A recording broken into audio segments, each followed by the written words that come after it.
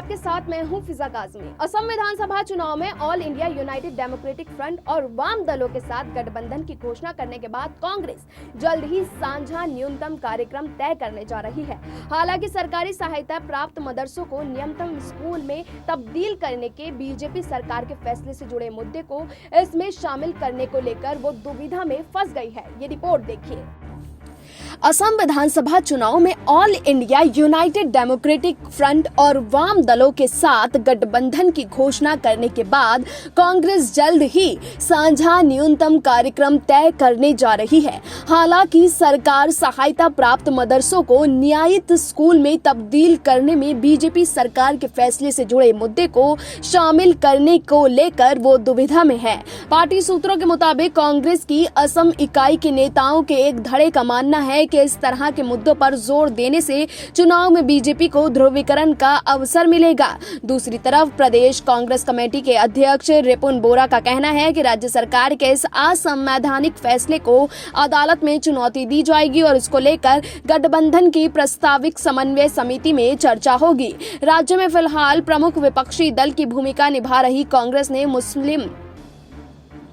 मुस्लिम समुदाय के बीच जनाधार रखने वाले AIUDF के अलावा माकपा, भाकपा और भाकपा और प्रदेश की क्षेत्रीय पार्टी आंचलिक गण मोर्चा के साथ गठबंधन की घोषणा की है। राज्य में अप्रैल और मई में विधानसभा चुनाव प्रस्तावित हैं। रिपुन बोरा ने PTI भाषा को बताया कि भाजपा को सरकार से बाहर करने और असम के विकास के लिए 6 दल साथ आए हैं। हम कुछ और क्षेत्रीय दलों से बातचीत कर रहे हैं। उम्मीद है कि इस गठबंधन का दल साथ में आएंगे। हम कुछ और क्षेत्रीय दलों से बातचीत कर रहे हैं और उम्मीद है कि इस गठबंधन का और विस्तार होगा।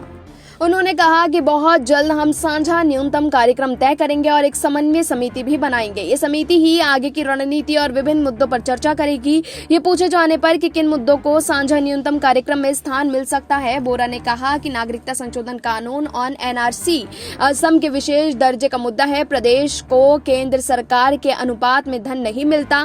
राज्य में मौजूद सार्वजनिक उपक्रमों का निजीकरण और राज्य के विकास से जुड़े कई ऐसे मुद्दे हैं जिन पर सबकी सहमति सही है। लेकिन अब देखना होगा कि असम की राजनीति में कांग्रेस कहां पहुंचकर सामने आती है और बीजेपी को कितनी टक्कर दे पाती है। फिलहाल अभी के लिए इतना ही, लेकिन देश और दुनिया की तमाम बाकी खबरों के लिए आप जुड़े रहिए SPN9 न्यूज के साथ।